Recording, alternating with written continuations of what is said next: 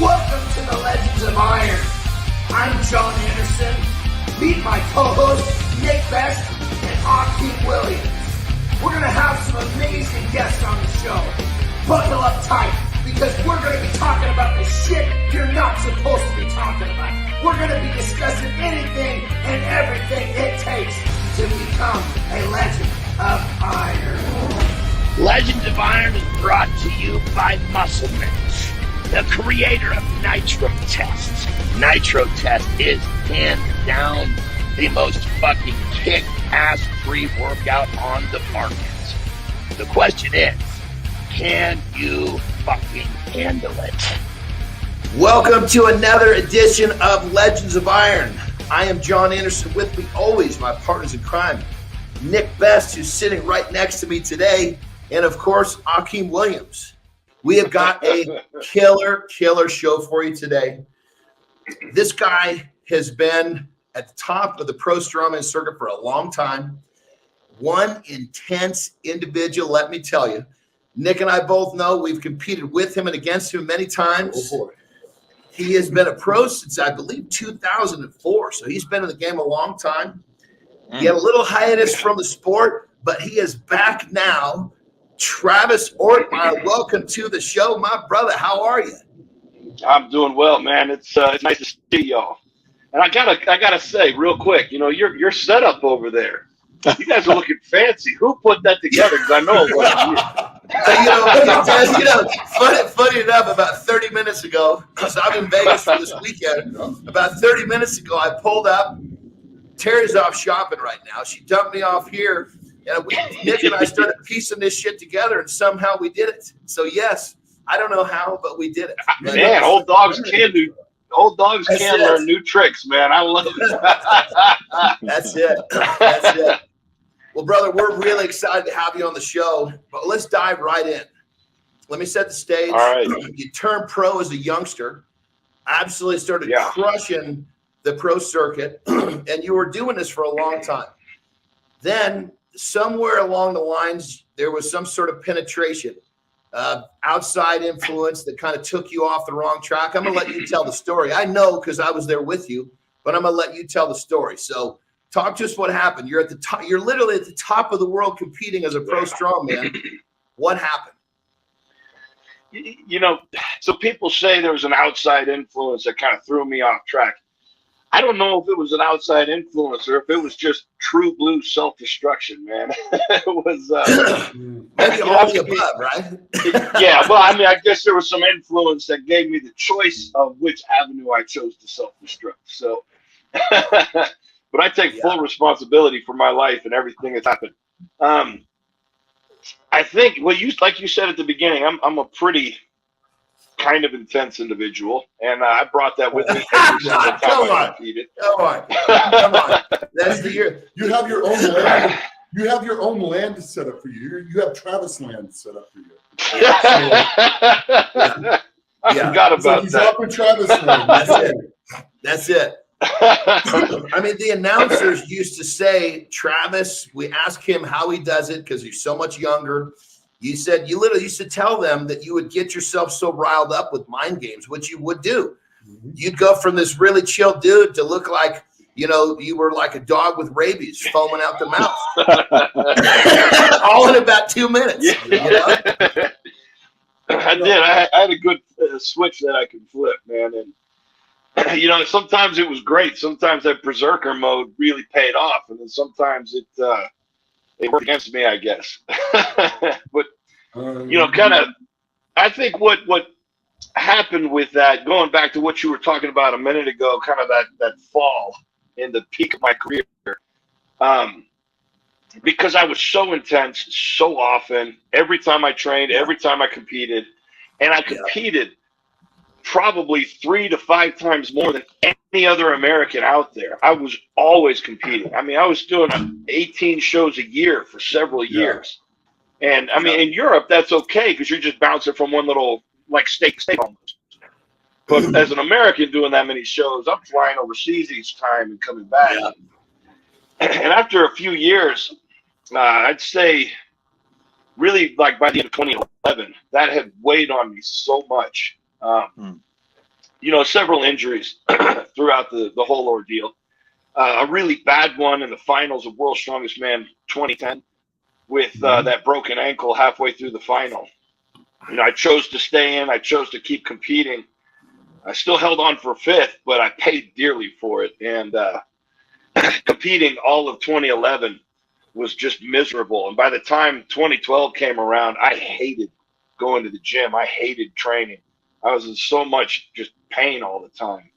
And at that point, I had a painkiller addiction that was weighing pretty heavily on me too. You kind of throw those together, and then you add in the furthering, facts of the matter was my wife at the time and I had started kind of splitting apart. We started growing apart. That's one of the things I tell people about painkillers is it doesn't just numb the pain. Yeah. It numbs your emotions and it will kill your relationships. Absolutely. Absolutely. On that level, brother, I just want to kind of join in and explain that, when you came in, you're a solid 10 years younger than I was. And we went to Europe a lot together. And many, many plane trips home, you're beat up, the doctors had given us plenty of medication to feel good for the plane ride home. And obviously, if you don't have the fucking discipline at 25, at your age, I wouldn't have had it. The difference was I was 10 years older. And so obviously, having that type of it gets started, the doctor gives you something that seems okay. Next thing you know, the problem's kind of ramped up as I've had to fight my way out of multiple painkiller addictions. The difference was I was old enough to have the wherewithal to see. You were so young, I sympathize, You bring up a good point where it kind of becomes, I wouldn't say normal, but almost the norm, to have something to fly home with. And then when I was offered. That was very normal. Very normal. Exactly. When I was offered a way to get painkillers on a regular basis with a local doctor, I took it. I was like, this could be great. I could save up and have them anytime I fly. I can use them on really stressful training days when I'm still sore, whatever. But, as much as I'd love to blame the doctor who gave them to me, gave me the prescription, on my way over to that first appointment, I had, for the first time probably in my life, at least since I could remember, second time, but I had this little voice come up and say, this is a bad idea. This is not a good idea. And I quickly was like, well, that's weird. Who's talking to Yeah, come on, man. Yeah. I needs to shut up right now. I got to create the connection coming here. That's exactly what it was. And then 2 weeks later, it was like before I knew it, I'd run out of my prescription and I'm like feeling like trash going, oh man, this sucks. I need to get more. And what I know now is that I was addicted at that point and those were withdrawal symptoms. So, some of it comes with age. And I would love to have kind of had this knowledge back then. Could have saved me a lot of trouble because I would have known, hey, you just put up with a few days of feeling like shit, get over it and kill this early. But I ended up fighting through that addiction and trying to quit several times, but you just feel so awful. And you think that it's never going to end because I had no one to talk to, at least as far as I knew. I didn't want to tell anybody because it's such a taboo subject to say, hey, I'm addicted to something. And two, I didn't know anybody offhand that I could speak to. And through the process, that could kind of give me some insight as to what to expect, which is, why I talk about my situation a lot, because if we can remove the taboo, it's like people fuck up, man. It's okay to fuck up. Yeah. Exactly.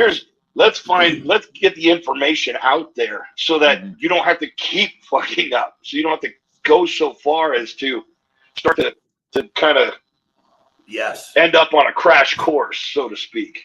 It's okay to raise your hand and say, I need help. And that's where if you had had that advice at the right time, you would have caught it early enough. And that's unfortunately, that's why your story is so powerful, brother, because we all know that there's people out there that are just so close to putting their hand up, say, I need some help, but they need to hear something like this to actually help them have the strength to do it. So you talking about this stuff, it's paramount in the world we live in today, because as USA, we consume almost all of the pain medication in the world. So we know you're talking to people who need to hear this. You were 80% of the world's pain medicine. Crazy, some crazy 3% of the population. Exactly. Yeah. It's kind of sad. But it's that concept right there goes farther than addiction. It goes as far as ending generational trauma, where people sweep things under the rug from one generation to the next. Parents won't talk to their kids because they don't want to seem like, one, that they're human, and two, that they could make mistakes. So they don't talk to their kids about their mistakes. They sweep it under the rug, and then the kid makes the same mistake. And it goes so far as, I've thought about this a lot. If, like sexual predators, most of the time it's like child molesting situations, or being raped as a child by a family member or something like that. Inside the family. Isn't that crazy? It just goes generation after generation, because they're like, hush, hush, we need to cut this off. Don't tell anybody, because that's embarrassing. Yeah. If I know that's an extreme circumstance, but if you start talking about these things, you cut it off. You cut it off. You say, hey, look, you got a problem. I'm sorry this happened to you, but it ain't going to happen to the next generation. We're not going to let this shit continue. So anyway, that's my little rant that I get on, because I see so much of it just hidden, and there's other things in my own life that I wouldn't have felt so alone when my wife left me and took my son. Here I was thinking that I was all alone in the world, and people would say, oh man, I know how you feel. But I know you got a divorce, but you guys didn't have kids. You don't have a fucking clue how I feel. Kiss my ass, You don't know what it's like to have a child ripped away from you. So, that would make me mad. But, just some of the things that happened in my own parents' life, my mom could have told me a couple things, and I wouldn't have felt so freaking alone in that situation. I think that could have had a big effect on me. I know I've taken this kind of no, bro. This is all good, because when it comes down to it, obviously we're going to. Everybody knows you, Travis, the world elite strongman, but to know you on a different level is what this is all about. I mean, people can go to strongman archives and see you compete, but this is who Travis is. Not competing, and this is the pearls of wisdom that you're throwing on the world. So this is good stuff, and I totally agree with you, brother. Sometimes as a parent, we need to say, look, and I've actually told my kids, I said, I've had multiple painkiller addictions, and they are a son of a bitch. Don't start taking that stuff, because all you got to do is get 3-4 days past the pain, and you leave that problem behind. You start taking those pills, by day 5, you need the pill to feel normal, and that's where the problem lies. And just for people that understand, when Travis was talking about withdrawals, he's talking about he needs the pill just to feel normal. He's not trying to get high. He's not trying to kill pain. He's trying to not throw up. And so when the stuff gets you, so I know obviously you're such a warrior. You competed through a ton of this. You competed for a few years battling all this. And then the whole thing obviously turned a corner and got even worse. So talk to us about that. Yeah, so like I mentioned earlier, the relationship with my wife got to the point where it was strained. And it was strained to the point where she moved out. She moved out, stayed with a friend down the street. At that point, we were still going to try and work things out. But her being from England and having a 3-year-old child, she wanted to go home. I mean, that was a big part of it. She wanted to go home. So I agreed. I was ready to move over there with her. We were going to start things fresh, and I was going to be able to go over there and then force myself to end this with this addiction, because I didn't have the doctor hookup over there, and I was planning on not finding a hookup, and that was kind of my plan. But when she moved out, at that point, I was a mess. I was a total mess. And, you know, it'd been, God, 3 years that I'd had this addiction, or 2 years that I had that addiction. And, you know, you feel like a slave. You are a slave. It's a monkey on your back you can't get rid of. And so there was a lot of things I tried to kick that addiction.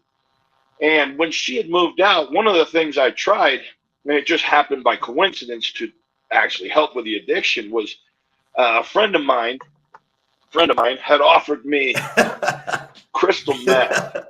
Crystal meth. And this is a friend that I had known way back. And he came back around and hung out a couple times. And, you know, I just, I noticed that when I was using crystal meth, I didn't need the painkillers, and I had no withdrawals from it. So my genius way of thinking, I'm like, this is great. I can get over this fucking addiction. Finally get this monkey off my back, because I don't really need this. This is nothing. I just, you know, I'll just kick the crystal meth to the side. Yeah, well, it doesn't work that it was about, yeah. Traded one slave master for an even nastier slave master. And, you know, there's a couple of months where my wife lived at our friend's house, and that gave me a lot of free time to kind of dabble here and there. So I guess it probably increased in frequency over that 2-month period. Not all the time, but enough that when the absolute worst day of my life came, and that's the day that I took my ex-wife and my son to the airport. Most painful thing I've ever felt in my entire life, because that little voice in the back of my head was screaming at me again, saying, don't do this. This is a mistake.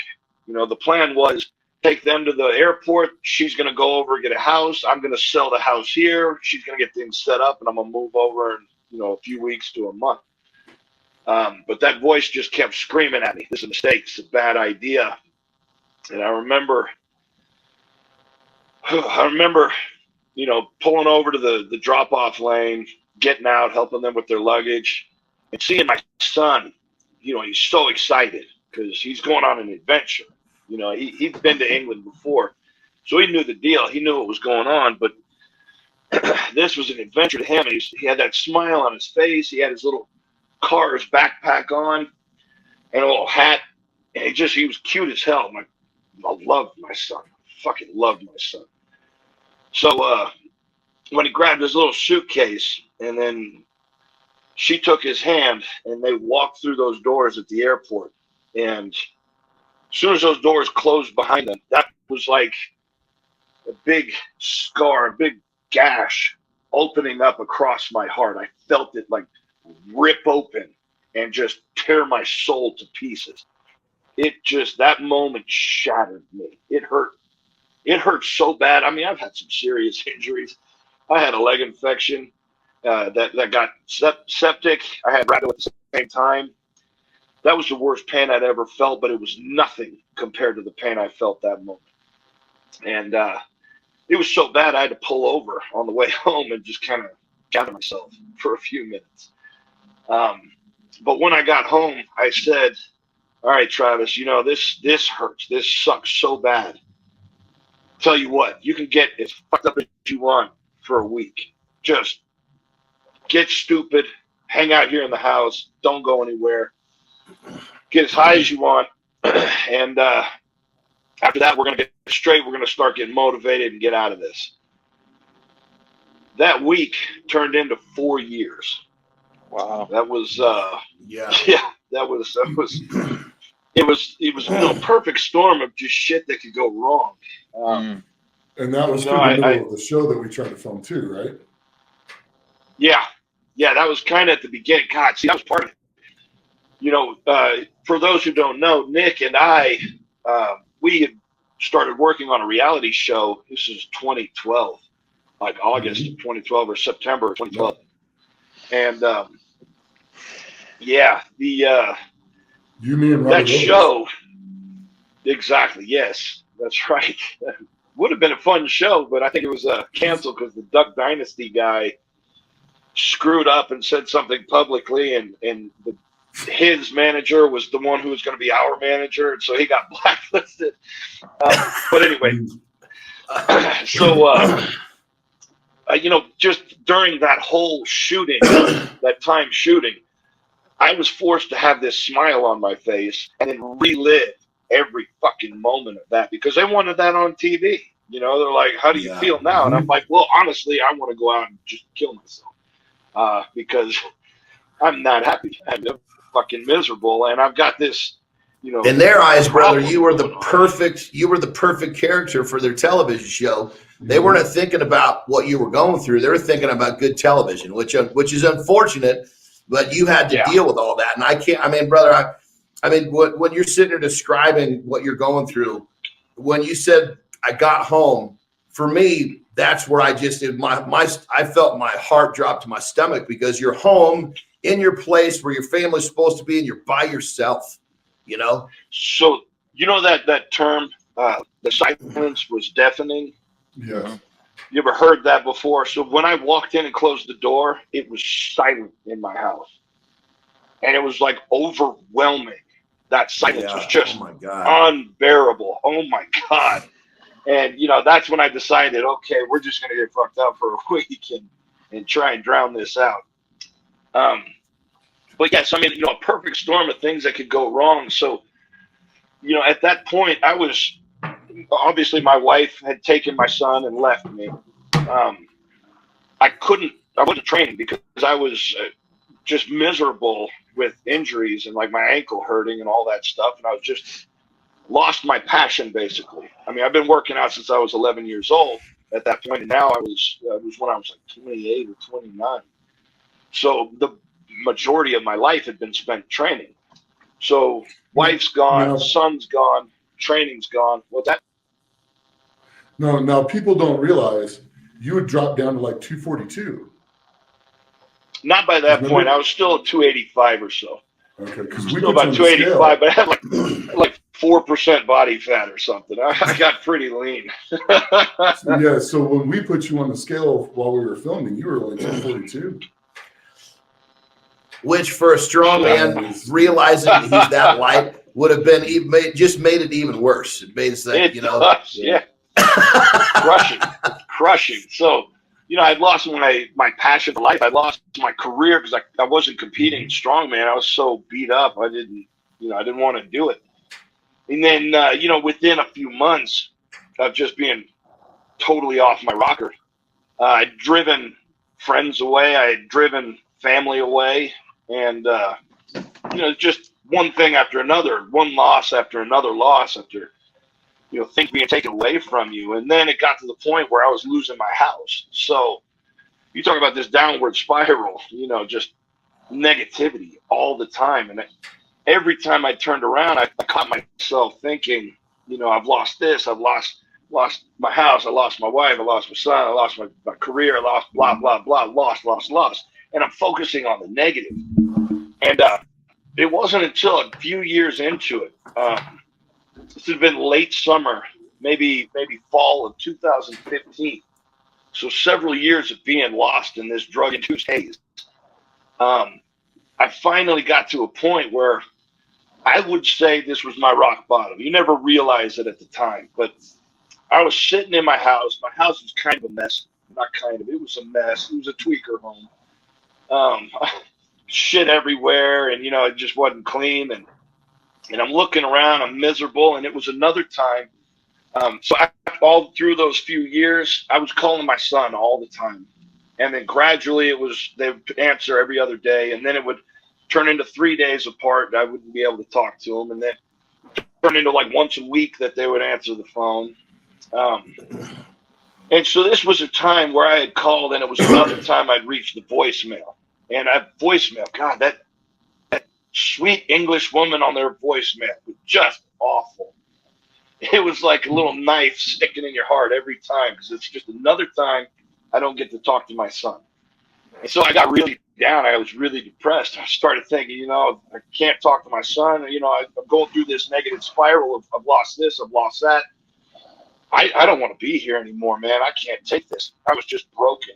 I was broken, and I was thinking about ending it. And I was pretty serious about it because that wasn't the first time I'd thought about it. I had this 40 caliber with hollow points. It had a little rubber ball in the middle of the hollow point, so it like goes in and it penetrates deeper and spreads and makes a big freaking mess.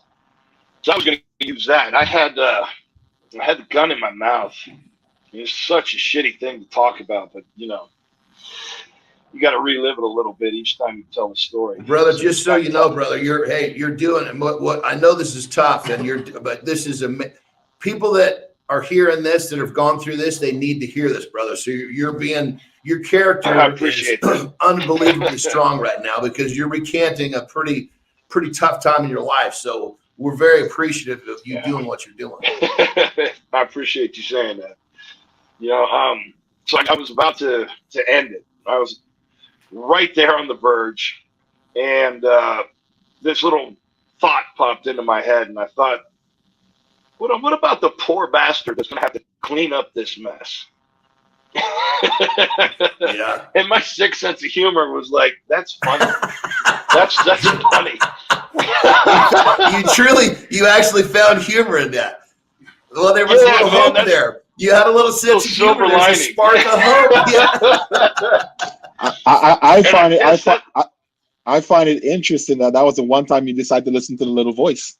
Yeah. It was forced, man. That's brother. Exactly what it was. It was. Yeah. I think it was the voice found a way to talk to me rather than just throwing up red flags. It was humor, and he got in under the radar. He figured out a way to do it. Figured out a way to help you out. Yeah. That's exactly it, man. You know, it got me at the right moment, because I thought, if I'm laughing at this, I can't be ready to go. So I put the gun down, and I thought, and then it hit me like what had just happened. And that realization of, oh my God, what the fuck are you doing, man? Like, what the hell is going on? That kind of swept over me, and I kind of started breaking down a little bit. And I thought, God damn, you know, I'm surrounded by so much bad. Like, I got to find something good to live for, you know? And so I started thinking, you know, I go over, okay, let's find something good. Let's look around. Maybe there's something here worth living for. And I start saying, oh, man, you know, my house is trashed. You know, I'm addicted to fucking a new drug. It's even worse than the old one. And I lost my family. I lost my friends. I lost my career. I lost it. And then I go, wait. You're doing that fucking negative list again. I lost. And I thought, I've got to find something positive. Let's find something. Yes. And it takes me a minute. I'm looking around. I'm trying to find something. I mean, my house was trashed. I'm sitting on the side of a bathtub in my bathroom, and the bathtub doesn't have a front panel on it because I had sold it. Oh, tweaker shit, man. Tweaker shit. When you said tweaker house, you were fucking around. Selling fucking shit. Tweaker shit, man. Yeah. I sold the panel off the front of my bathtub. My God. I put my head in my hands. I'm like, God, what am I going to do? And then I see my feet just sitting there on the floor, kind of wiggling around a little bit.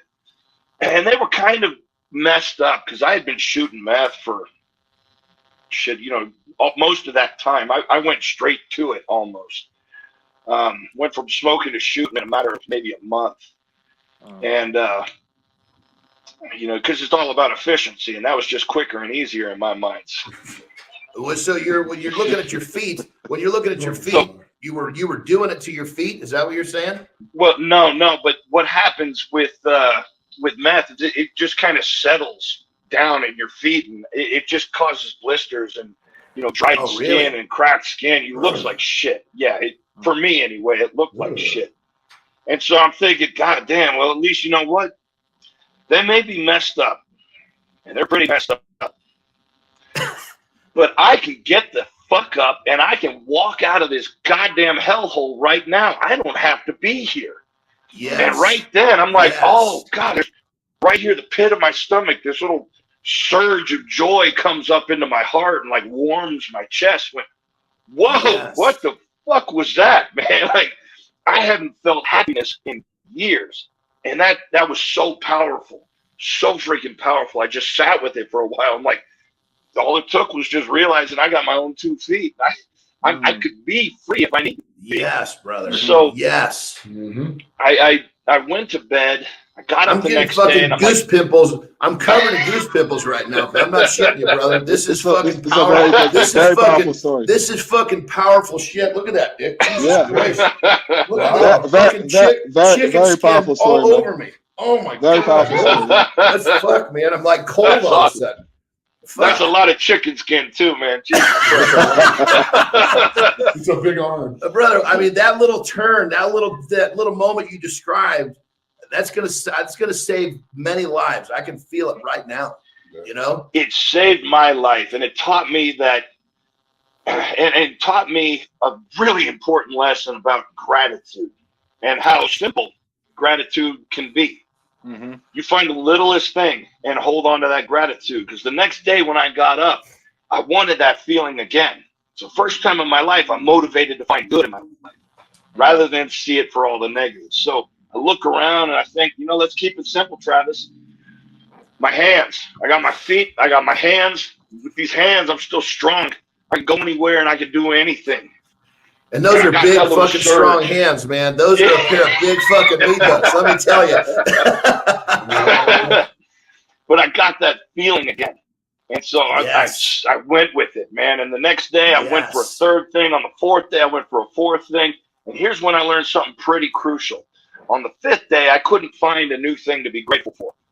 So I went through my previous 4 and I thought about those. Now I got a gratitude list. Now, instead of making a list of every negative thing in my life and spiraling downwards, I'm starting to make a list of all the good shit in my life, and I'm reversing that momentum. Now I'm going up. Yes. And that Yes, was the changing point. It was all that. Now, things didn't change overnight. I was still addicted, very much addicted. But, I had been addicted to cigarettes for a little while, because I'd smoked for a few years during this time, too. So I figured out a little trick to kill that addiction, because I thought this is just stupid. Smoking cigarettes, it's the last thing I need is just more shit on top. So let's get rid of this. So I thought about, I don't know why it came to me, but I thought about that movie, A Clockwork Orange. Remember the old Stanley Kubrick movie? Where, I remember. ultra-violent kid, and they take him and they tape his eyes open and give him an injection that makes him feel like sick, and then force feed all this violent movies to him. Make him watch all these violent scenes, and then he's feeling sick and wanting to throw up during it. So when he gets out of the hospital, he can't stand violence. As soon as violent things start happening, he breaks down and starts throwing up. So I thought, there's an idea. Baby. Yeah, baby. Every time I would light a cigarette, I would imagine it like suffocating me. Like I can't breathe and feeling sick, and I would like gag and make myself almost puke. And so it was such a miserable experience every time that I'd light up, that finally I got to a point where I was about to light, and I'm like, get the hell away from me. I can't stand this thing. I'm already feeling stuffy and suffocated. And that one worked a little too well. If somebody smokes near me now, I start feeling like shit.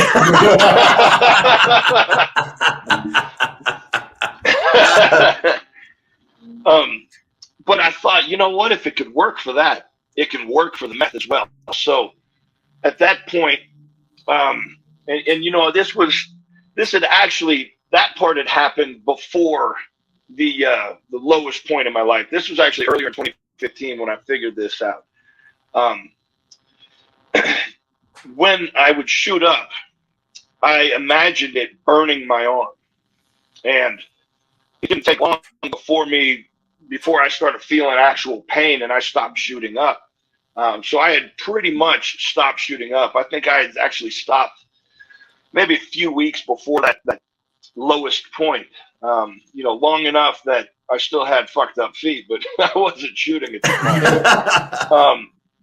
But I was still smoking it. So every time I would smoke it, I would try to do that same thing. I'd feel suffocated. I'd try to make myself gag and feel sick. And I said, I hate this. I hate this. Every time I'd light it, I say, I hate this. I'm a slave to this shit. I'm fucking miserable. I hate it.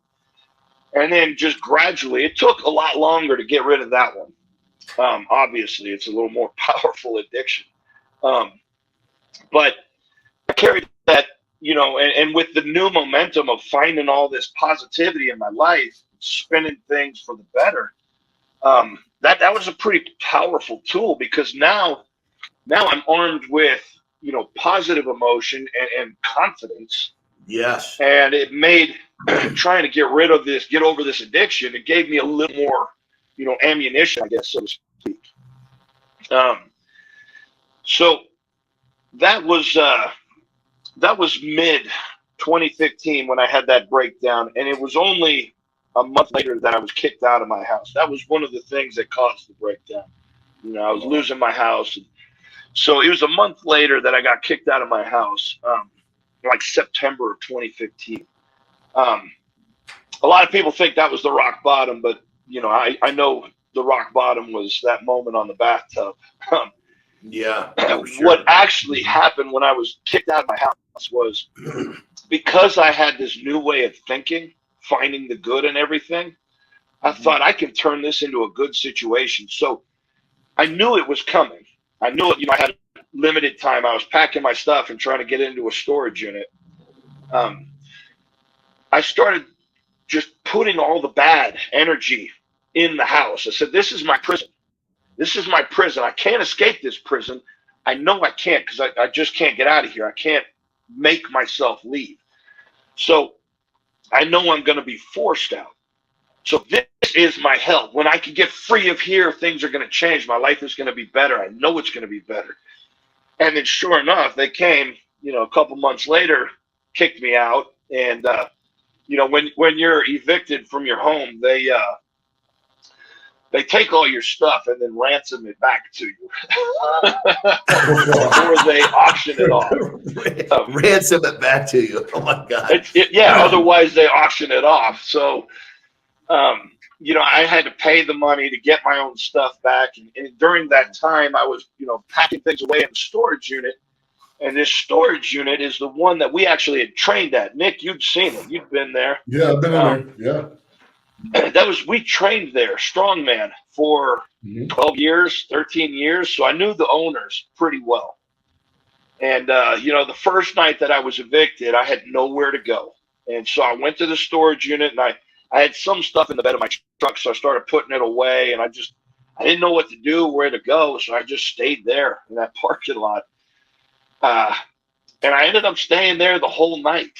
And I was kind of working on stuff, but I took a nap. The next morning, Steve and Linda are the owners, and Steve came over to me in this, you know, Southeast Texas accent. Travis, you know you can't stay here, right? Oh, of course, yeah, man, yeah. I have no intention of staying here. So sorry. I was working late, whatever. But I kept staying there. I kept working late, and they just turned a blind eye to it. And I ended up living in that storage unit for a couple months. I slept on like a 2.5 foot by 3 foot plyo storage bar. It was a plyo box, but I had a little storage underneath it. I slept on top of that. I put a yoga mat down for some cushion, and then I had my feet up on a shelf that I had built. So, quick question, Rob. This is where you're talking about. This is where the unit, where your original training place was, correct? So in essence, exactly you built your strongman career at this place, and now you're back rebuilding your life at this place. This is like fucking. This is like fucking. I'm getting a chicken skin. God damn it! This is like crazy stuff, brother. You know, lining all this stuff up it's almost like it was all meant to be, brother. You know, I think it was, man. Almost like he went back to his roots. Yeah, it's kind of had to just chop it down and regrow. Yeah, made history in this process too. Yeah, I mean, keep in mind we're just climbing out of the bottom. This story goes all the way back to the top. So we're at the fun part of the climb right now. So we're at the that's it. Keep going, brother. Keep going. All right, so I was there for a couple months. I was still addicted. still using meth. I was smoking it. You know, I would close the door and then I was really quiet when I would stay in my little room and I'd smoke and, you know, try to hide out. And, you know, I had one light, I had one power strip. I ran an extension cord over to an outlet, and, you know, I had a light and I had a little charger for my phone, and it was pretty rugged. It was pretty rough. I had a cooler that I would have to change the ice out, and I could keep a little bit of food in there. But you know, after a couple months of being there, after a few weeks of being there, I had saved enough money. I could have gone to a hotel. But at this point, earlier in the year 2015, I had gotten a call from my parents who 2 years earlier had moved to Reno, Nevada. And I'm still living in Houston, Texas at this time. The call was, you know, your mom is sick. You should probably come out here and see her. She's really sick. She had been diagnosed with liver failure. And she was pretty sick. You know, at that time I was like, hey, you know, I'm about to lose a house. That'd be good. Maybe y'all could send me a few $100 and help me out so I can get out of here. Nah, that wasn't gonna happen. So I had a little side business that I was doing, and I had to save up money. Now, the side business, you know, I wasn't one of those guys that would go out and steal and then pawn something and get drug money. I was industrious. I've always been industrious. So I would drive around on trash night, and I would find things that I could fix up and restore or just straight up sell. I had a little shop on like Let Go or one of those apps, and I had a fair amount of customers that came to me pretty regularly for shit, you know, tools all the way to furniture. Clean stuff up and make it look good and sell it off. Literally, obviously it wasn't a great living. Rebuilding your life, literally, as we speak. I mean, you're rebuilding furniture, rebuilding your life, all in one swipe, brother. This is that's what shit. It was, bro. Inspiring shit, brother. So I'd saved up almost enough money. I was ready to leave. I had one thing that I had to do before I could go. See, I used to drive a 2003 Dodge Dakota, and I can look out over there. It's still in the parking lot. I've still got it because I love this truck. But that truck, the Dodges in that year, all got burned paint jobs. They had a shitty paint job that just burned up in the sun. So I went about trying to do the paint job myself. Now, in true tweaker fashion, you know, this was a couple of years, 2014 or so. True tweaker fashion, I stripped it down, and then I got about halfway through finishing it before I got sidetracked and went on to something else. So I had this truck that had 2 different colors of primer on it for like a year. It looked like shit, and it was, in my mind, it was kind of a symbol of shame. You know, it was like, I need to finish something, because you know, as a tweaker, you get wrapped up in doing so many things, and so many things sound cool. I want to do this, I want to do that. And you just never finish a goddamn project. You got 30 things going, and none of them ever get done. So I had to get that project finished. So I worked on it for a few days. I sanded it down, made it smooth, and then I got a paint spray, just an outdoor sprayer. But I made the mistake of using high gloss paint. So I sprayed it, and I finished it. And then this is a beat up truck. You know, I used scrap metal and all kinds of shit in this thing. It was dented and scratched, and with high gloss paint, you see every single imperfection. So I kind of sanded it back down a little bit, and I used a lower, like a flat black, kind of mixed with some gloss, and it actually came out really good. It looked pretty freaking good for a home paint job. Dude, again, it's like symbolic of you rebuilding your life. You know, with the gloss. That's on what it was. See all the shit. Okay, we got to take it back to the metal and start again, man. It's like your behavior patterns of your life had turned into rebuilding your life. This is like really inspiring shit here. Yeah, very that's symbolic. Exactly it, you know? Man. Well, So by the time I was about done, it was over the Christmas weekend, 24th and 25th. I actually celebrated Christmas with the people who owned the unit, or the storage unit. Sorry, I always call it the unit because that's what we called it when we trained there. Yeah. Not a clever name, but a cool name. It's cool. A little clever. So give yourself some credit. Give yourself some credit. Yeah, so I celebrated with Linda and Steve, and I got to know some of their family. Linda had made this chili. Now, here's the funny little side story. Linda had made this chili, and she bragged. She's like, it's just as hot going out as it is coming in. It's like, whatever, sure. And I ate. It was the first real meal I'd had in months because I was eating like fast food once every day, sometimes every other day. It was just garbage food that I'd been eating. So this is a real meal. And I mean, I pigged out. It was so good. It was so freaking good. And the next day, I think this would have been Christmas Day, I realized she wasn't lying. Oh no! So I made it up to the office, but the office was only open for a couple hours on Christmas Day. So I made it to the office. I got to use the bathroom inside, and I think I'm in the clear. And I'm walking back to my unit. It's in the back, and about halfway back, the rumbling starts again. I'm like, oh shit! I go up to the office. I knock on the door. He's not answering because they live upstairs in the back, so they couldn't hear me knocking. And I'm like, God damn it, what am I going to do? You know, there's cameras all over this place. I can't just squat in the yard. I'm not going to do that. So they're overlooking you staying there. You're going to crap in their exactly. So I get into my unit and I shut the door and I put a little plastic grocery bag inside a little trash can that I had up on the shelf. And I set the can. There wasn't much room for me to do anything. So I had the can on that box that I was sleeping on. But I only had room for one of my feet. And I had to put my other foot down on the ground. So I'm sitting here kind of halfway squatting, halfway standing. And it was fucking uncomfortable, man. It was uncomfortable and it was awful. Oh God. But yeah, it worked. I didn't make a mess anywhere. I took that bag, I threw it way back in the dumpster. Well, brother, this is also symbolic of what you're having to go through. You had to literally climb through the shit.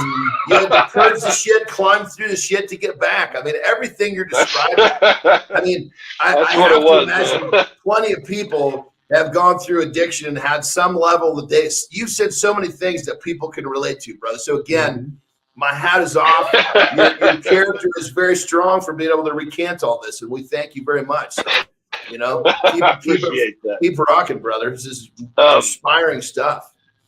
So, you know, after Christmas Day, and that whole fiasco there, the paint had dried on my truck, and it was now December 26th, 2015. And I decided I was ready to go. I had my truck packed up. I had everything I could fit in there. I put in my truck and I put a tarp over it and locked it all down. It was about 700 pounds of stuff. And I say that because it becomes important kind of later in the story. But I took off on the 26th and I started driving to Reno. The important thing, you know, with taking off and leaving the situation I was in was I burned all my connections at this point. And I was going to a place where I wasn't going to have any connections. So I had a little bit of meth left. I had just a small supply. And I was going to make sure that that was it.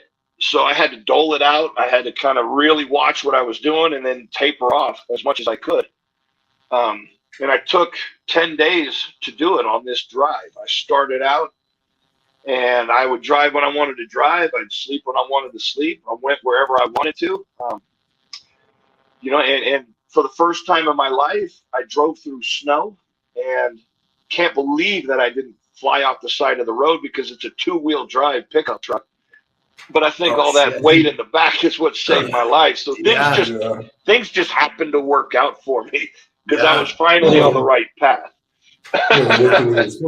Mess up. But New Year's Eve, I came into Grand Canyon National Park. And, I'd been there as a kid. It had been, probably 25 years since I had been there. So I wanted to see it again, with new eyes, I guess, so to speak. So I drive into the park. It's about midnight. There's nobody there. I'm driving around, can't see shit. There's snow everywhere. A family of mule deer run out in front of me, and I think one of them sat on the front of my truck because I tried to hit the brakes, but I slid into it. And it just sat on the front of my truck. I swear it was as big as my truck. It was a freaking monster animal. For people that don't know, mule deer is like 5 times the size of a normal deer, correct? Yeah, they're big. They're like a freaking horse with antlers. They're big. But I decided I'm gonna pull over. I'm gonna take a nap, and I'm gonna drive around the next day. So I turn into this little alcove and just park in a spot. I have no idea. I know the canyon's in front of me because I can hear it. You can hear that vast openness.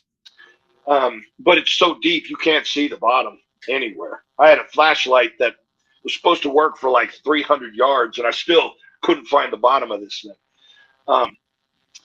So I took a nap, and you talk about rebirth. The next morning, I woke up with the sun coming up over the rim of the canyon right in front of me. I mean, it was like I parked perfectly, sunrise over the Grand Canyon, New Year's Day, 2016. Bam. Perfect, man. It was awesome.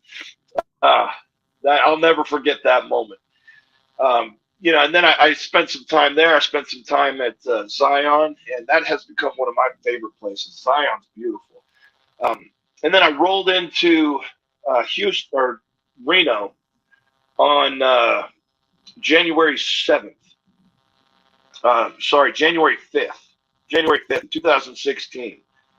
10 days of driving, and I had tapered off, and I was done.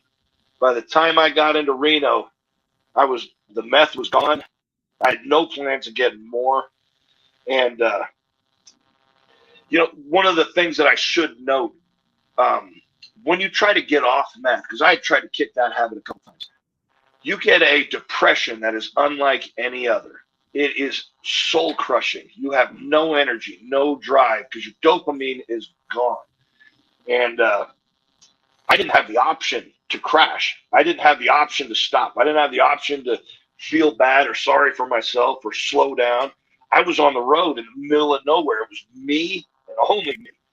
And so I think that was important for somebody trying to kick an addiction. That's one of the steps I think you got to do is you got to find something that keeps you going. That you can't just stop. You can't. You got to get up and do something the next day. You got to get up and move forward. Because I didn't have the option to quit. I just kept going. And I never felt bad. I was so excited to see these places that I never felt that crash. It was just kind of easing myself off of it. And when I got to Reno, I was good to go. I had a couple times where I was kind of thinking, right now would be a good time to fucking get high because, shit sucks. Things weren't easy with my parents when I first got there. They were okay.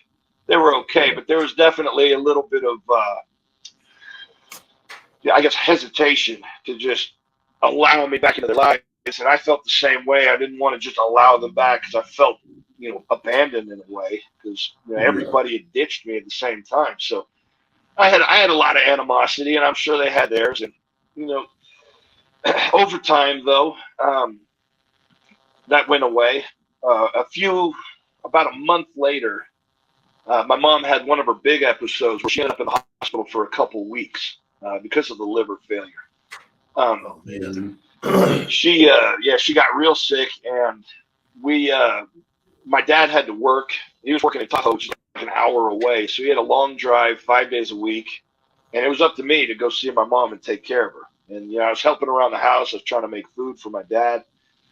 And I think the point at which it was good between me and my parents was my dad coming home after work, and I think I'd made spaghetti or some shit, just something easy. And he goes, "Man, you know what? I'm really glad that you're here." That kind of caught me. It's like, yeah, that must have been a moment, brother. It was, it meant a lot to me, because it meant that I'd been helping out with my mom, and he was truly happy. He was grateful that I was there. Well, And yeah, he's seen of course he's going now to. that I had changed as a person. And Exactly. Yeah. and I He's mean, proud I of think, on that note, what's that? And he's proud of you. Yeah. He's proud of you coming out of it. He's happy getting to see it. He never quite said that, but you're probably right. Well, let me interject real quick, brother. I would when we traveled a lot together, your dad was almost always there. Yeah. And yeah, you remember, Nick. Oh yeah. And I can remember so many times where I would be bullshitting with your dad, and we'd be talking, and we're always having a lot of fun. He's just always full of laughs. But I got to tell you, he was so proud of you. Yep. I mean, it was like for you to be doing what you were doing and him to be there with you, he was living beyond his dreams. So let me tell you, from the outside looking in, brother, your dad, he loves you, never stopped loving you, your biggest fan. So I know it's always different to hear from an outside source coming in, but your dad, even because I went to see your dad not too long ago. Your dad is there's not an ounce of you that he's never not loved. He just had to step back and let you figure out your shit. Because I actually saw him. Yeah. I don't think I ever told you this. I saw him when he was in Reno and you were still in Texas. And we had a brief conversation. Right. He just said, he's getting his stuff worked out. He needs to do it on his own. And he knew it was the best thing, because look at the way everything turned out. But I just wanted to tell you that. I don't know if I've ever told you. Might as well do it now on a live show. I'm telling you, brother, your dad. I mean, I was like, I'll be honest, I was jealous. I was jealous that your dad looked at you that way, because it was intense, and it was jealous in a good way. Please, I love you. We've known each other a long time. We're tight, but I just want you to understand, the emotion and the feeling that comes out of your dad when we talked about you was so strong. It was over the top. Man, that's pretty cool to hear. I think I feel the same way. Yeah. I mean, Roger's amazing. Roger's great. I didn't have that from my dad. I didn't have that either. That's why I said I was jealous. It was really cool. Yeah. I mean, shit. He was there with you. I mean, shit. He traveled internationally with you. I remember. A couple times he did. Yeah, I remember sitting next to him on the bus. Going to competition. So anyway, but yeah, back to your story. So your dad gives you that moment that really kind of cements the fact that, hey, we're back. That's where you left off. Sorry to interrupt, brother. Yeah, that. That's just kind of how it felt. Was when you're fucking up. When you're destroying shit. Some people are really good at denying it. Some people are really good at saying it's not me, it's the world. Thankfully, I'm not one of those people. I'm pretty real with myself. But even those people, deep down, they know when they're the problem. And to know that you're the problem, that you're the source of all trouble, especially when it comes to relationship with my dad, because like you say, he was my best friend. We trained together for 10 years, all the time, every weekend, a couple times during the week usually. And he came to contests. Hell, he taught Nick how to do Atlas stones. He did. Yeah, sure did. And quite a few other things too. I learned a lot from your dad. Yeah, it was good to be back, friends with my dad. I bet. I think at that point, I had changed considerably. I literally had walked through hell, and I'd walk through hell, and I came face to face with the devil, and he was asking me if I was ready to give up, and I told him I'm not finished yet. And that was kind of that turning point, you know, and that's it. That'll change you as a person when you realize that you have that strength. And I guess, you know, I carry that with me now, but yeah, that was a fun time to come back. It was an emotional time. It was also when I finally started training again. Now, yes, during the meth addiction, I trained very, very little. I trained at the very beginning because that was just my habit, and I got to a point, you know, I didn't work out for 4 years.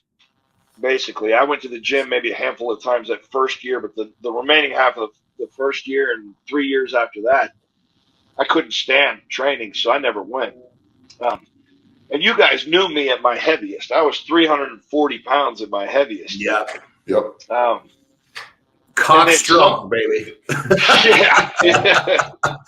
Well, I mean, so people don't realize is you were third at the Arnold, what, 3 times?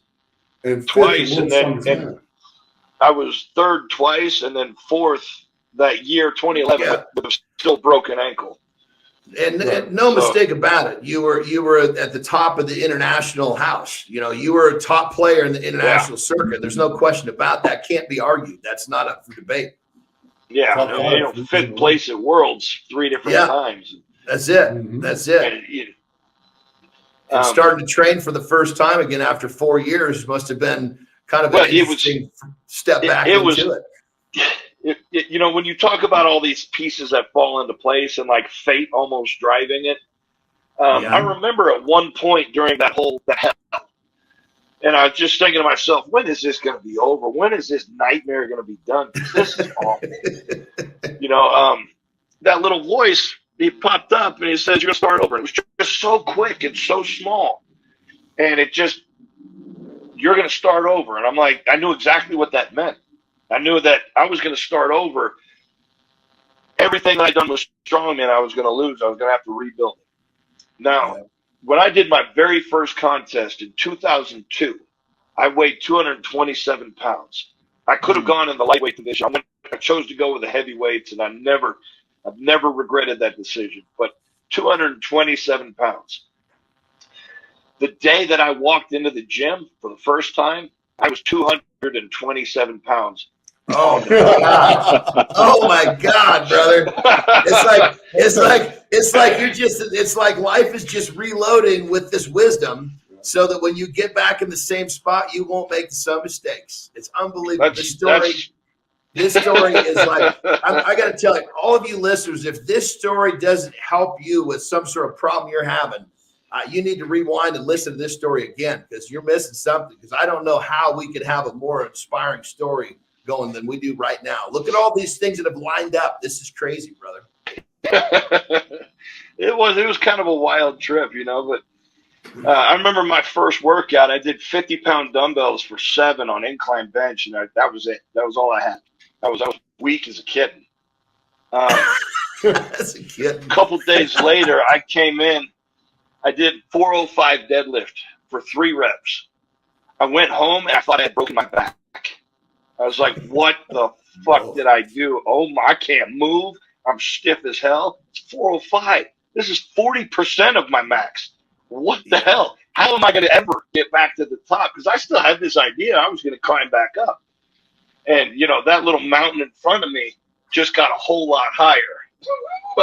This sucks. Yeah, but slowly but surely, I just kept climbing, kept working, kept putting in the work.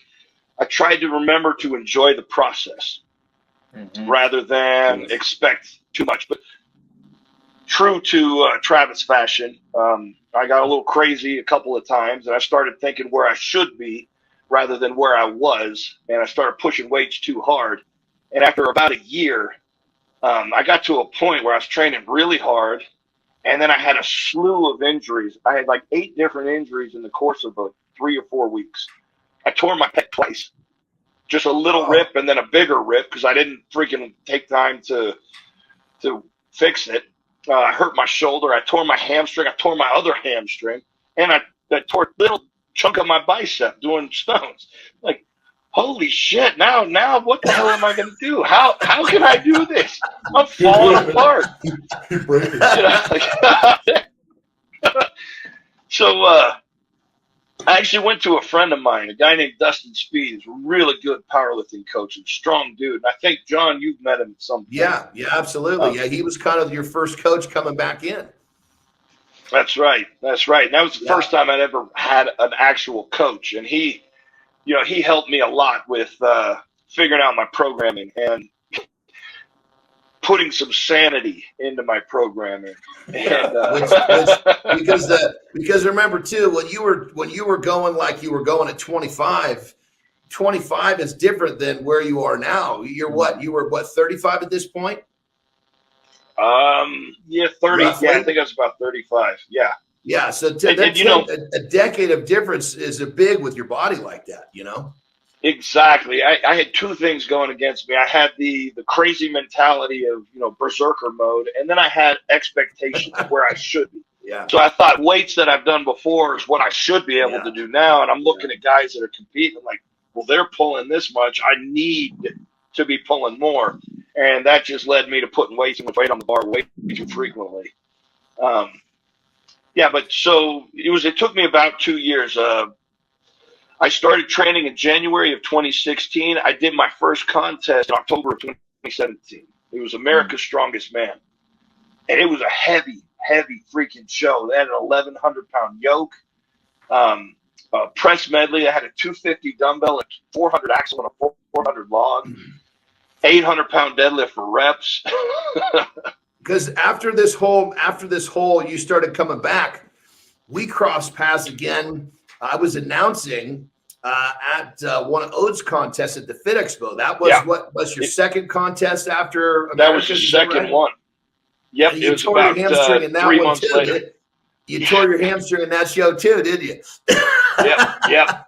Doing that fucking Moss wrestling. I went against a guy who was 40 pounds heavier than me, and he trained with Martins Lisis, who was at that time the Moss world champion. So I just got thrown into the lion's den, and he did this little, load me up on one side and then this alligator death roll and pulled me onto one leg and it caught my hamstring. Yeah, exactly. And that show was 12 freaking events. That was the third event that I did that. I had to compete through the rest of that fucking contest with my hamstrings swelling up. Like, I hate this shit. God damn it. So that was thanks for the memory, John. Well, I remember I was so glad to see you there because we hadn't talked in a handful of years, because when you went through that low phase, we had texted a few times. I remember we had texted just a few times, and it was somewhere in the midst of that. And but then all of a sudden I show up to do some announcing, and all of a sudden I look across the way, and you're there. I was like, oh my God, this is great. To see you again and see that you were back doing your thing again. It was so great to see. Yeah, that sorry about that, guys. That's okay. That light was getting bright.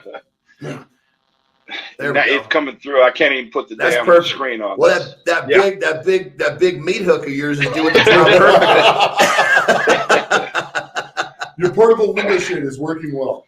So you're back in the action. You're climbing your way back.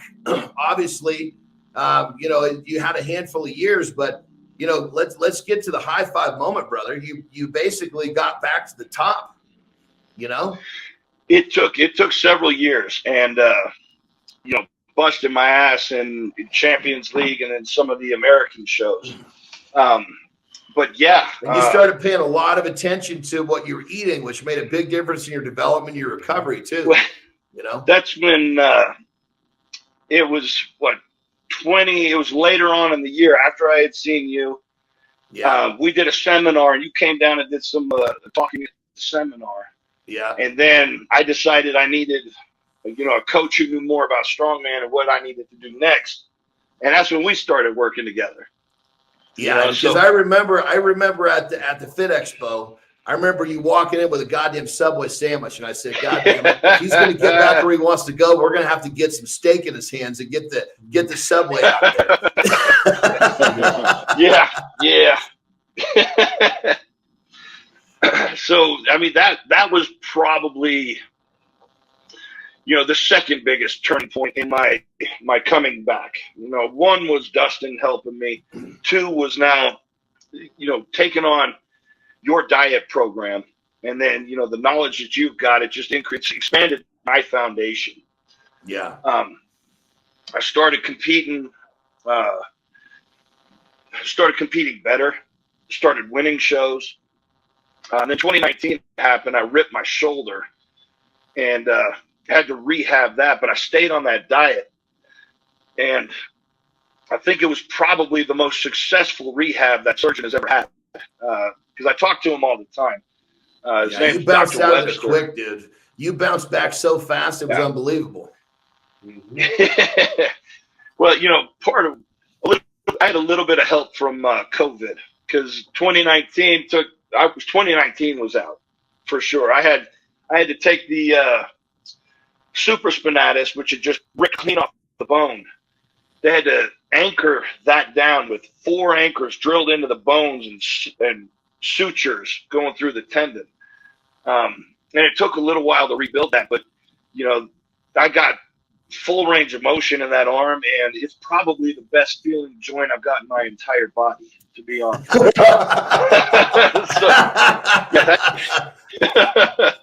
So, there's something to be said for proper rehab, man. But I mean, 2020, I probably would have started competing a little before I was ready to. But nothing was around, so I had to wait. Everything happened for a reason in your comeback, brother. Even COVID was in the right spot. It really did, man. It's unbelievable. When you start looking at the world and finding all the good and looking for silver linings, everything manages to just fall into place. It's like magic, but create the magic, I swear to God. So I started competing at the end of 2020, sorry. And a few months later, I got the call, the invite for World's Strongest Man. He said, Colin Bryce shot me a message, said, "Hey, if you think you're ready, we'd love to have you." It's like, goddamn right, I'm ready. Even if I'm not ready, I'm going to be fucking ready. And at that point, you'd pretty much been mowing down the Champions League contest. You'd just been winning those things, and you're at the top. Yeah. You'd proved yourself in your comeback. You just needed an opportunity, Yeah, exactly. I was Champions League. I was always on the podium or winning the show. So did pretty well, proved that I was ready for it. And then it was about 2 months out from World's Strongest Man when I got the invite. And true to old school Travis form, I tried to cram the 10 years that I'd been away from World's Strongest Man into 2 months of training. And I freaking went full on. And I was scared. I thought, I really need to bring it. I'm going to have to pull something out. Turns out I would have been strong enough anyway, but I put so much into the training, and I had Poundstone helping me with the training. And so my insanity combined with his crazy amount of volume, that would have been fine 15, 20 years ago, 10 years ago. I made it through all the workouts, but it beat the shit out of me. And then 2 weeks before the show, I tweaked my hamstring just a little bit on a frame carry. And I got to World's Strongest Man. The first event was a loading medley. It was 2 of those big wine barrel things, an anvil, and then an 825-pound frame. Yeah. So I got tested. It was a little test at World's Strongest Man. So on that first event, I run to the anvil, I load it, no problem. Then I come to the barrel. First barrel, I pick it up, and I snap something in my finger. Little crack right here. I've done it before. It's a little pulley tendon. It hurts. It sucks. It fucks your grip up. but it was loud. And I was like, God damn it, I'm cussing at myself, and I load this barrel and I load the other barrel. I go back and I get the frame. I pick it up. This hand starts opening up. I pick it up again. I make it, almost 3/4 of the way down the course. And at this point, everybody's screaming for you. So I kind of lose myself in the moment. I'm like, I got to go as far as I can. Don't worry about your hamstring. Just pick it up and go. I pick it up. I take 2 steps. There went the hamstring. Oh. And I felt that little pop, that rip. And I went, God dang it. 2 injuries on the first event back at World's Strongest Man. It was like World's Strongest Man was saying, hey, fuck you. Are you sure you want to do this? Are you ready? So, yeah, welcome back. Slap you in the face. Yeah, I was mad at myself, but I'm not going to quit. So then I had to get ready for the squat. 705 squash for reps was the next event.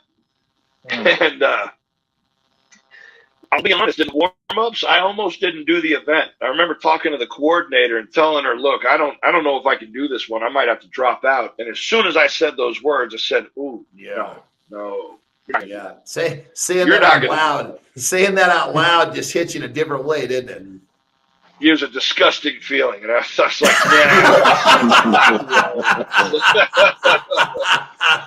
yeah. So I went out and I did the event, and this is when I realized that I was strong enough, because I cranked out 3 reps, and I'm sitting there, I'm getting excited. I'm like, God, this is so easy. I can do 10 reps, no problem. On rep number 4, I hit the pads, and it bounces me forward just a little bit, and it loads that hamstring. I was like, shit, I had to dump it, because I didn't want to rip the whole thing off. So that was, just getting a little ahead of myself and thinking, this is so easy. Woo, all right. And then, boom, fuck. But you're in the game. You didn't have to take a 0. You're in the game. That's the key. I mean, that's the big contest like that. You just got to keep those zeros at bay, Exactly. And that was that event had a particular significance to me, because in 2011, that was the last event I ever did at World's Strongest Man. Yeah. And it didn't go very well for me. No. It was. Yeah, Nick remembers. I think I threw a little bit of a tantrum. I kind of may have said a couple foul words from my belt, and I don't. Your belt might have hit the producer. Allegedly, maybe,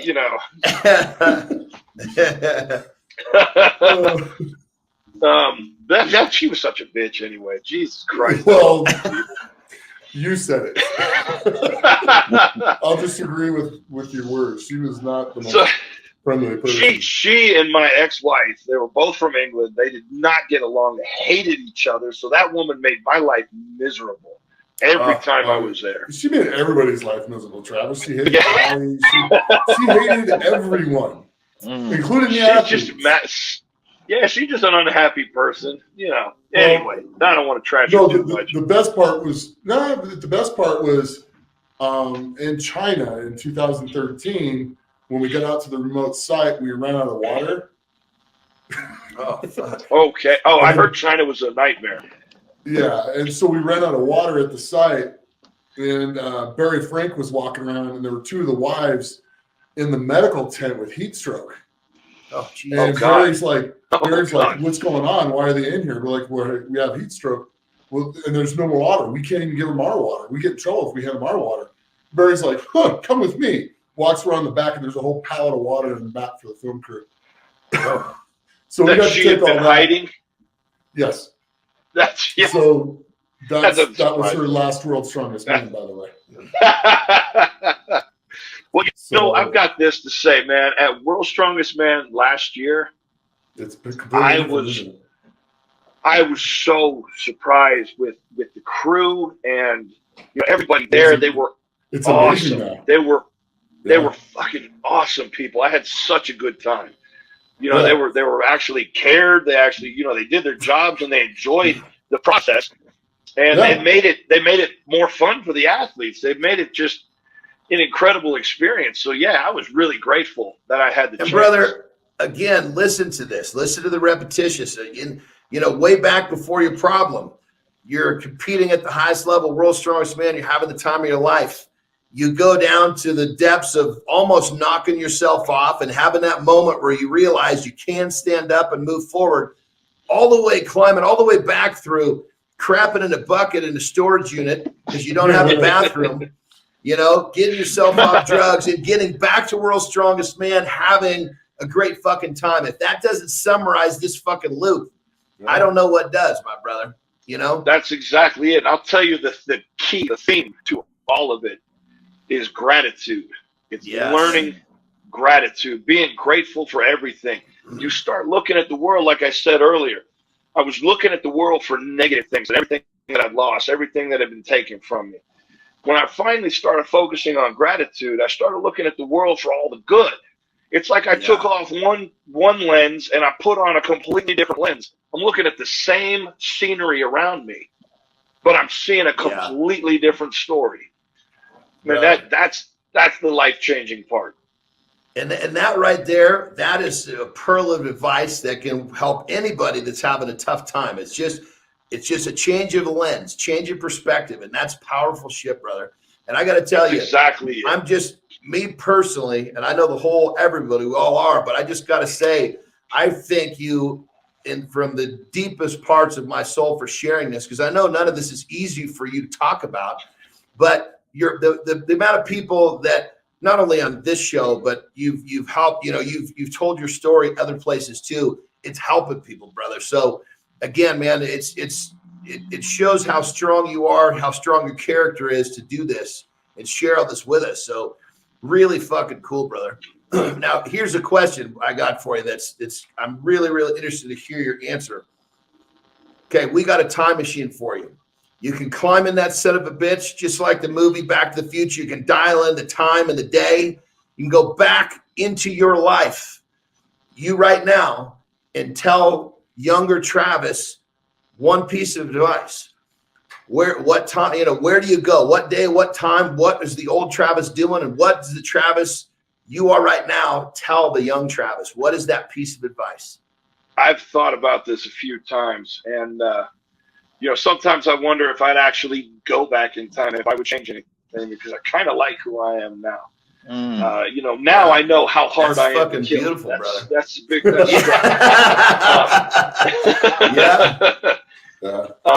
But I've thought about this, and I think the answer would be I would go back to May of 2008, right before I tore my left pec, and then decided to compete. 12 days later, and then 2 weeks after that, Madison Square Garden, and then a week after that at Fortissimus, I would have told myself, here's one of the warning signs that something's about to go wrong. If you feel that muscle has a weakness, if you feel that muscle has a dryness, if you feel something that isn't in the norm, you cut the weight back. You don't fucking go hard. Because what happened was I did a log workout, and then I had 2 sets of dumbbell incline press. I was going to do 150 pounds for 2 sets of 10. I started pressing just the 80s, warming up. I felt this weird thing in both of my pec insertions. And I just thought, okay, we'll go one at a time, and one set at a time, just keep going. I got to the 150s, and I'm cranking them out. And I'm thinking, this feels really weird. Maybe I won't do another set. Maybe I'll just do 1 set of 15 instead. Rep number 12, boom. Rip half of my left pec off. It was like a piece of tape peeling off of the bone and a giant rubber band snapping. It was a gross feeling.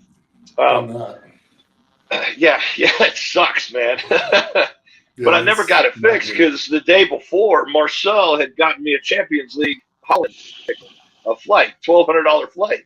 So I couldn't back out. But if I could go back in time, I would tell myself how to look out for, injuries that are about to happen. Never sacrifice form. And if something feels weird, you stop there. It's okay to take a day and go halfway. 100%. Brother, you know what I love about this answer is you're giving yourself advice as an athlete, as you're basically saying your journey of going down where you did and back to where you are was necessary for you to be who you are. And that's fucking that's fucking amazing shit right there. Because and for those that are listening, you wonder why you're at the bottom when you get there. Well, there's a reason. You just don't know it yet. So it's time to start piecing it back together, you know? That's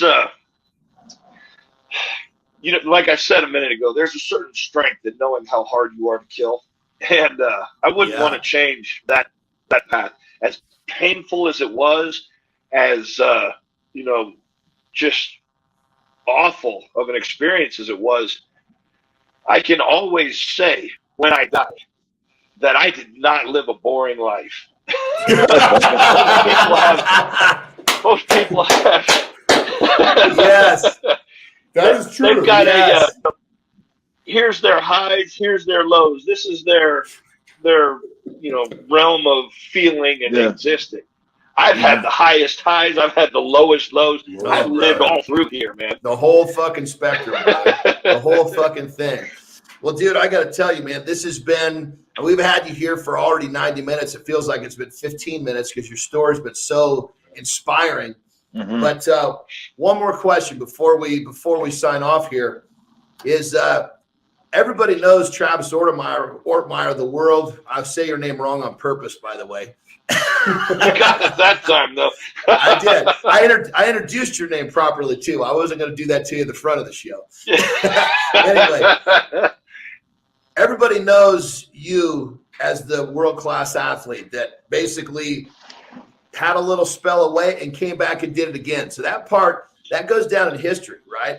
But what is when the physical part of you is gone, what is Travis's legacy? What do you want to be remembered for? So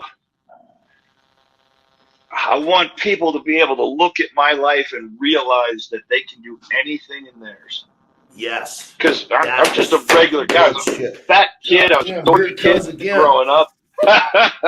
Oh, your chicken skinned me again, brother. This is good stuff. There's nothing special about me. Nice. There's nothing special about me growing up. There was nothing, you know, I didn't do anything cool. I didn't have like super athleticism as a kid. I was just a fat, kind of shy kid and you know, humble beginnings, but I made it to the top, and then the world got pulled out from under me, and I crashed all the way into hell, and then managed to claw my way all the way back to the top. And I did that because I just never gave up. I just kept doing what I love to do, and I refused to step back and say, well, that's it for me, you know. And another thing I'd like to be able to leave with people is, you know, when life is going bad, when things are going wrong, people look for a miracle. You know, they pray to God, they ask the universe, whatever it is they do, but they want a miracle. They think it's something external that comes to them. Now, the way I learned to look at it is we're already born with the miracle inside us. It only comes out when you realize that it's there. You don't have to wait for someone to grant you your wish or to give you power. You just have to realize that you've got the power inside and you've had it all along. You just got to stand up and start moving forward. That's fucking it. Understand that it's not going to be an overnight easy thing to do. When I had all that negative momentum going down, it took me months, a year of constantly thinking positive to start to build my way back up and get to a point where I was actually, I had positive momentum. You know, I finally overturned the negativity and moved into positivity and started, you know, taking off in life.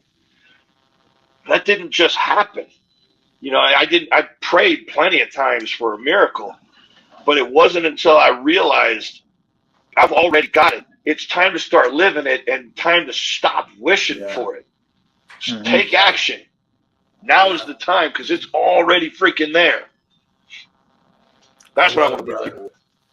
Well, brother, I got to tell you, I mean, just by listening to this podcast, I think that they're going to hear that loud and clear. And then with you wrapping up with your final thoughts, that is the that is the pearl. That is the takeaway.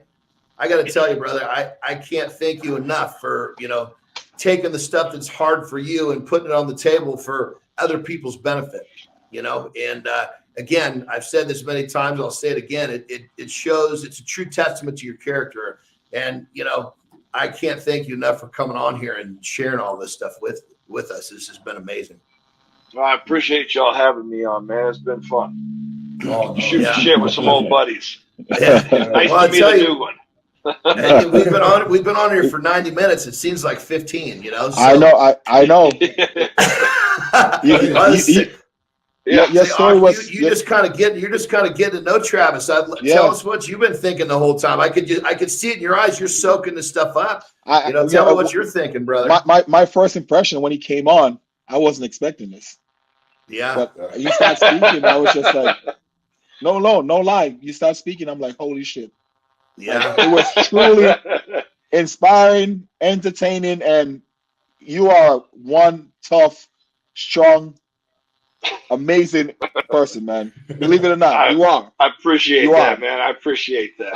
And for you to go through all of that and still have a smile on your face and to laugh about it. Yes. It's truly inspiring story, man. And that's really cool, man. I appreciate that. I thank you so much for sharing, man. And I owe you so much. Yeah. I owe you everything. Shit, man. Yeah, we go way back, buddy. That's right. I introduced you to your wife. That's right. He's over. I got to give my man a hug over here. He's having a moment. That's what this is all about, man. This is about real shit. I'm so happy for you. Yeah. It's so. Dude, I appreciate that, brother. I appreciate that. I love seeing y'all, and it's weird getting to watch people's evolution through a lifetime. I've known y'all longer than I've known any of my friends growing up, really, and it's just fun to see it, man. I love seeing Nick grow with his family and John grow with his family, and now I get to meet a new guy. I can't wait to see how things go for you in the future, man. This is cool. Thank you, man. Well, brother, I got to say, in closing, we spent a lot of time in the first era of Travis, let's call it that. And obviously we spent a lot of time in the second era, so to speak. And you were a great special person back then, but I got to tell you, brother, all you've been through right now, brother, you are at the top of the food chain as a human being. And I'm really personally happy to call you my friend. Same. That means a lot to me, man. It really does. Yeah. Thank you, bud. Yeah. Could Thank be you, more bud. proud of you. Yeah. So I'd call you guys family before I'd say friends. Shit. Yeah, I would agree with that. That's it. Just keep going, man. Just keep shining. That's it. Hell yeah, man. Yeah. No looking back.